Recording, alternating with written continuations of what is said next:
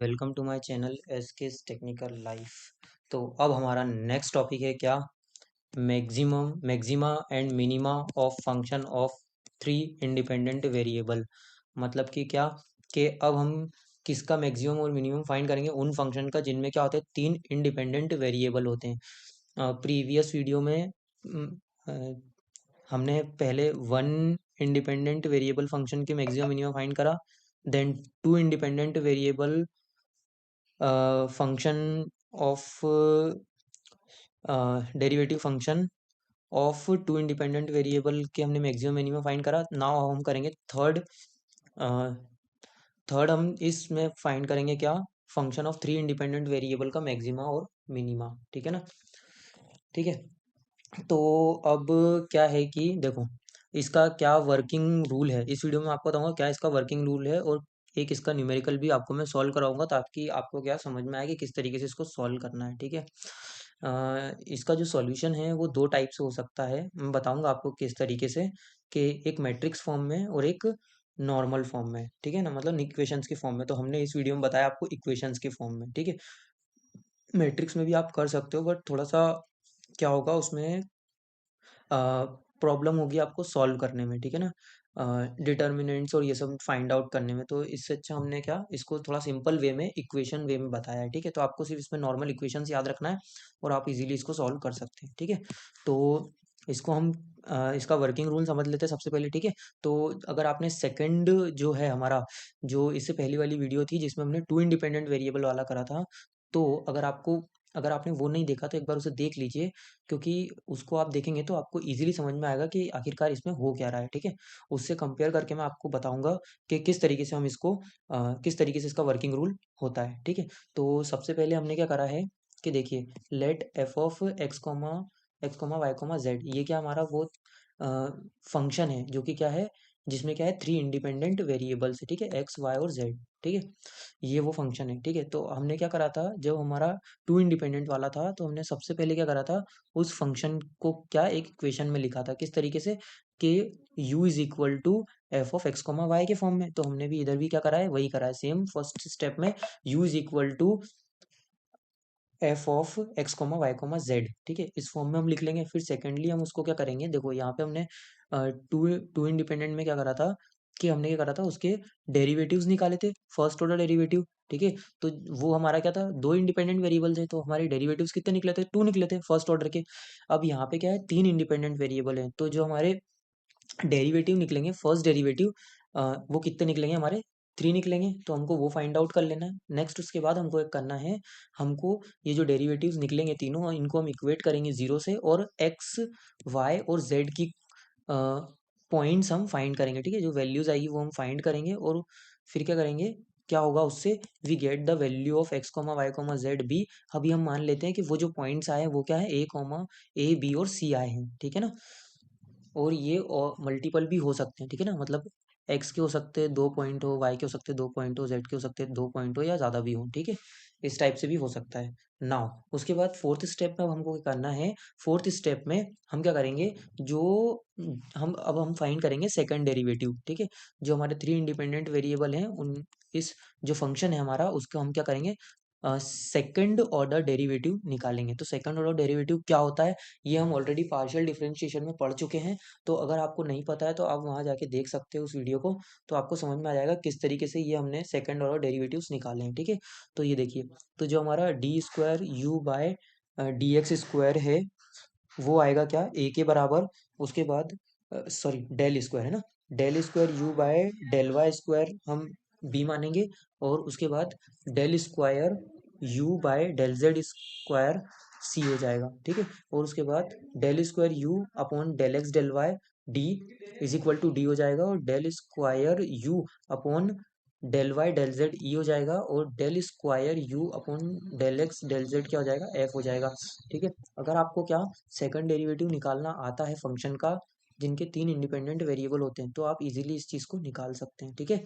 तो अब नेक्स्ट हम देख लेते हैं क्या, कि अब हमको कैलकुलेट क्या करना है। जैसे हमको सेकंड इसमें किसमें, टू वेरिएबल्स वाले में किस तरीके से हमने कैलकुलेट करा था, उसके लिए एक इक्वेशन थी। अब यहाँ पे भी हम देखेंगे किस तरीके से होगा। ठीक है? तो यहाँ पे क्या होगा, h one is equal to a, h two is equal to a plus D into e plus b, H3 is equal to A into B into C at point x, y, z is equal to A, B, C। मतलब कि क्या करना है हमको, H1 H2 H3 find करना है। H1 H2 H3 क्या है हमारे, H1 हमारा A है, मतलब कि क्या, ये वाली चीज, और H2 क्या है, A plus D into e plus b, यानी कि क्या, A plus D into e यानी कि ये वाली इसका मल्टीप्लाई है ना। तो इसमें क्या करना है आपको, इसको फाइंड आउट करना है H1 H2 और H3 की इक्वेशन, या जो भी मतलब जो वैल्यू आएगी, आई मीन टू से पॉइंट वैल्यू आएगी। कैसे आएगी, क्योंकि आप इसमें क्या करोगे, ये जो पॉइंट्स हमारे हैं, इन पॉइंट पे आप क्या करोगे, सेकंड डेरिवेटिव की वैल्यूज फाइंड करोगे, ठीक है ना, A, B, C पर, ठीक है, इन सब की वैल्यूज फाइंड करोगे, ठीक है। तो H1 H2 H3 की जब आप ये इक्वेशन सॉल्व करोगे, उसके बाद उसमें जब ये वैल्यूज पुट करोगे तो कुछ न्यूमेरिक वैल्यूज आएगी, ठीक है ना। तो जब अगर क्या होगा कि H1 जो है वो 0 से बड़ा हो, H2 0 से बड़ा हो और H3 भी 0 से बड़ा हो, जब ये तीनों क्या हो, 0 से बड़े हो यानी कि पॉजिटिव हो, तो जो फंक्शन होगा वो हमारा क्या होगा, मिनिमम होगा at point A, B, C, ठीक है ना। और अगर मान लीजिए H1 क्या है, लेस देन 0 है, H2 क्या है, ग्रेटर देन 0 है, एंड H3 क्या है, लेस देन 0 है, मतलब कि H1 और H3 अगर लेस देन 0 है एंड H2 क्या है, ग्रेटर देन 0 है, तो जो फंक्शन होगा हमारा वो कैसा होगा, मैक्सिमम होगा। Function is maximum at A, B, C, ठीक है। उसके बाद अगर मान लीजिए कि हमारे H3 क्या है, if H3 is less than 0, अगर H3 क्या होता है, लेस देन 0 होता है, तो H3 क्या हो, लेस देन 0 हो, और बाकी H2 और H1 क्या हो, ग्रेटर देन 0 हो, तो वो क्या होता है हमारा सैडल पॉइंट हो जाएगा। जो हमारे A, B होगा ना, ये हमारे सैडल पॉइंट हो जाएंगे, यानी क्या, इसमें इस कंडीशन में क्या होगा, नाइदर मिनिमम नॉर मैक्सिमम, ठीक है, नाइदर मिनिमम और नॉर मैक्सिमम वाला केस ये होगा, ठीक है।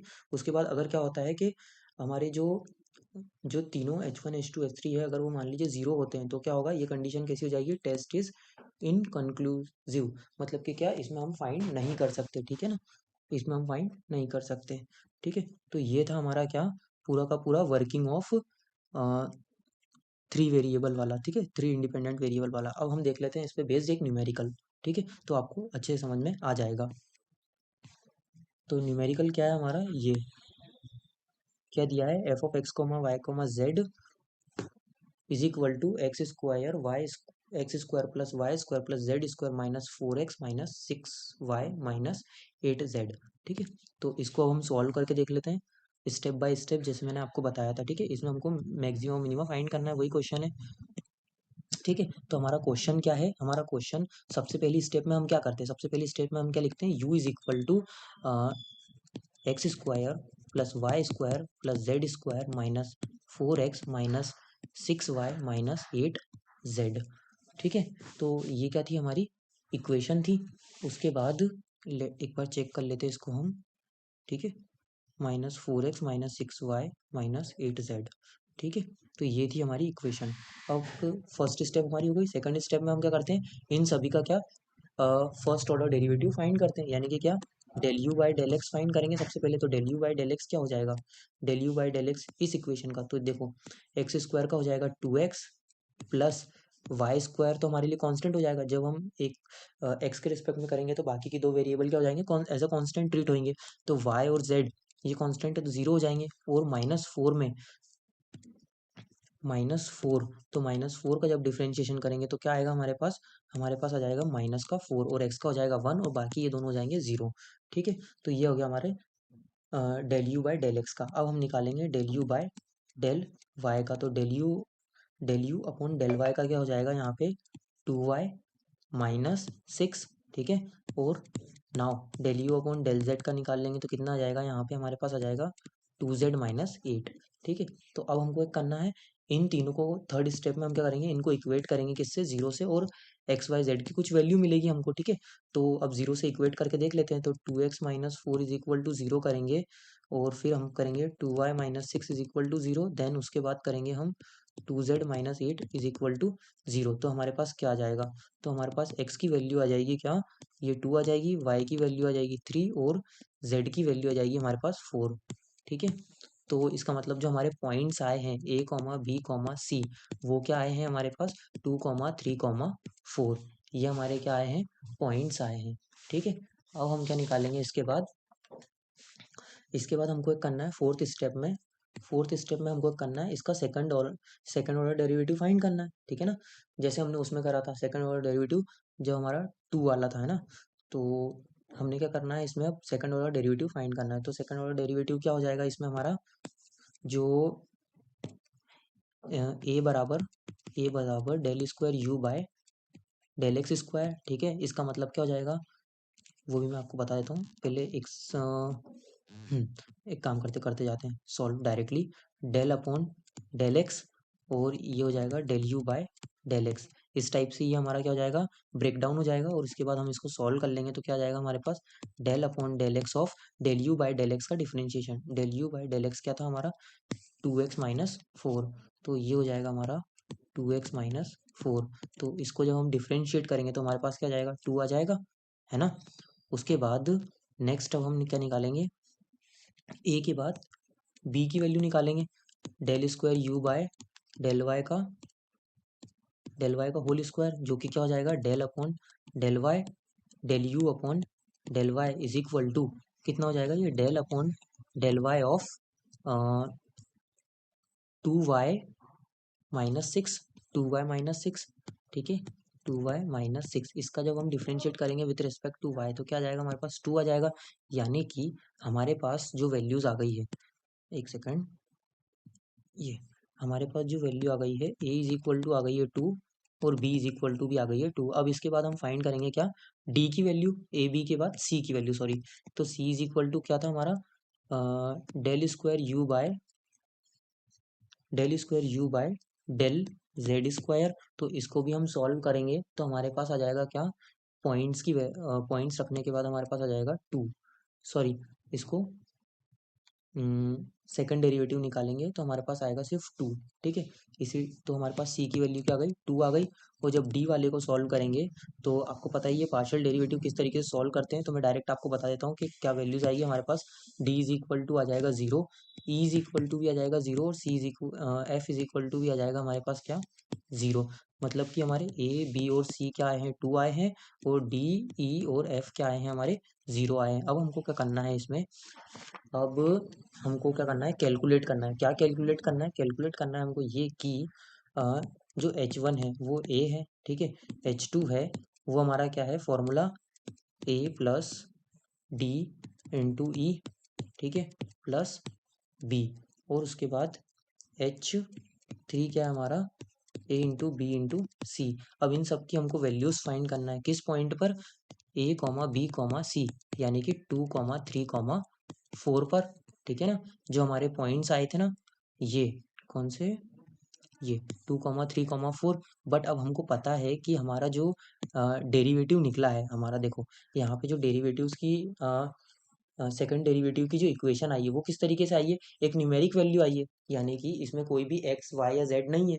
तो अगर हम इसमें वैल्यू पुट करेंगे भी सही तो कहाँ करेंगे, ठीक है ना। तो इसका मतलब क्या है कि इनकी डायरेक्ट वैल्यू क्या जाएगी, 2 2 2 0 0 0, ठीक है ना। तो अब हम क्या कर सकते हैं, यहाँ से डायरेक्ट हम इसमें जो ए की वैल्यू आएगी, तो ए की वैल्यू यहाँ सिर्फ ए है तो ए की वैल्यू क्या आई थी, 2 आई थी। ये हो जाएगी हमारे H1 की वैल्यू। H2 की वैल्यू क्या हो जाएगी, देखो ए की वैल्यू क्या थी, 2 थी, प्लस डी डी और ई की क्या थी, 0, तो 0 प्लस 2, तो ये क्या हो जाएगा हमारा 4 हो जाएगा। फिर H3 क्या हो जाएगा हमारे पास, ए बी और सी, यानी कि 2 इंटू 2 जो कि हो जाएगा 8। तो हमारे पास क्या आया, H1 आया 2, H2 आया 4 और H3 आया 8। अब इसको कंपेयर करके देख लेते हैं हम। जो हमारी कंडीशन थी क्या, कि जो H1 है वो ग्रेटर देन 0 है, ठीक है। H2 भी क्या है हमारा, ग्रेटर देन 0 है, और H3 भी क्या है हमारा, ग्रेटर देन 0 है। तीनों जब ग्रेटर देन 0 है, इसका मतलब हमारी कौन सी कंडीशन, कंडीशन क्या हो गई है इसमें, फुलफिल हो गई है फर्स्ट कंडीशन जो हमारी थी। तो इसका मतलब जो हमारी फर्स्ट कंडीशन क्या बोलती थी, इधर है हमारा पूरा का पूरा सॉल्यूशन, यस, ये प्रूफ। तो ये देखिए फर्स्ट कंडीशन हमारी प्रूफ हो गई, फर्स्ट कंडीशन हमारी सेटिस्फाइड हो गई है। तो इसका मतलब क्या है, जो फंक्शन है वो क्या है, मिनिमम है at point a comma b, ठीक है, मिनिमम है at point a comma b. तो अब हम चाहें तो वो मिनिमम वैल्यू भी हम क्या कर सकते हैं, फाइंड कर सकते हैं। तो मिनिमम वैल्यू कैसे फाइंड करेंगे अब हम, कि जो हमारे पास पॉइंट्स थे ए कॉमा बी कॉमा सी, उनको क्या करेंगे, हमारी जो फंक्शन था, फंक्शन क्या था हमारा, u is equal to x square plus y square plus z square minus 4x minus 6y minus 8z। इसमें क्या करेंगे हम, x is equal to 2, y is equal to 3 and z is equal to 4 put करके देंगे। तो जब हम put करेंगे और इसको सिंप्लीफाई करेंगे तो हमारे पास क्या आएगा, ये सॉल्यूशन आ जाएगा। ठीक है, इसका आंसर आएगा हमारे पास माइनस का 29। ठीक है, तो ये था हमारा पूरा का पूरा क्या, ये न्यूमेरिकल। देखो जैसे मैंने आपको बताया था, तो सबसे पहले हम ये लिखेंगे, उसके बाद फर्स्ट डेरिवेटिव फाइंड करेंगे, उसके बाद हम क्या करेंगे, उनको जीरो से इक्वेट करके ये पॉइंट्स फाइंड कर लेंगे। उसके बाद नेक्स्ट फोर्थ स्टेप में हम क्या करेंगे, फाइंड करेंगे सेकंड डेरिवेटिव। तो जो सेकंड डेरिवेटिव आया, ठीक है, जो सेकंड डेरिवेटिव आया उसमें क्या करेंगे अब हम, उसके बाद हम ये कैलकुलेट करेंगे H1 H2 और H3। उसमें क्या करेंगे, जो H1 ए के बराबर है और उसमें हम क्या करेंगे, ए बी सी जो हमारे पॉइंट्स आए थे उनकी वैल्यूज कैलकुलेट करेंगे उस पे, उस फंक्शन पे। उसके बाद सेम सिमिलरली हम इसमें और इसमें करेंगे। ठीक है, तो जैसा कि मैंने आपको बताया कि हमारी क्या थी, ये डायरेक्ट वैल्यूज थी, कोई वेरिएबल इसमें था नहीं, तो हमको वैल्यू पुट करने की जरूरत ही नहीं थी, बस नॉर्मली हमें क्या करना था, इसको सॉल्व कर लेना था। ठीक है, तो ये इस टाइप से सॉल्व हो जाएगी और हमारी वैल्यूज क्या आई है, सभी ग्रेटर देन क्या है, जीरो है। तो हमारी जो कंडीशन क्या बनी है कि मिनिमम एट, जो हमारा फंक्शन है वो मिनिमम होगा एट पॉइंट 2,3,4 पे। ठीक है, तो इस 2,3,4 को फाइंड करने के लिए अब हम क्या कर सकते हैं, ये यहाँ पे 2,3,4 आएगा। ठीक है ना, तो क्या कर सकते हैं अब इसमें हम, कि जो हमारा फंक्शन है गिवन, उसमें क्या करेंगे, 2,3,4 पुट कर देंगे एक्स वाई जेड की जगह पे। ठीक है, तो हमारे पास ये फाइनल आंसर आ जाएगा। ठीक है, तो ये था हमारा पूरा का पूरा ये न्यूमेरिकल प्लस ये थ्योरम, पूरी की पूरी प्रूफ, मतलब किस तरीके से हमको क्या करना है, जो भी हमारा वर्किंग किस टाइप से है, थ्री इंडिपेंडेंट वेरिएबल फंक्शन के लिए। ठीक है, मैक्सिमम मिनिमम फाइंड करने के लिए। ठीक है, तो ये हमारा यहाँ पे कंप्लीट हो गया है क्या, maxima minima of function of three independent variable. ठीक है, वीडियो पसंद आई तो प्लीज़ लाइक कीजिएगा, शेयर कीजिएगा और कमेंट ज़रूर कीजिएगा। Thank you.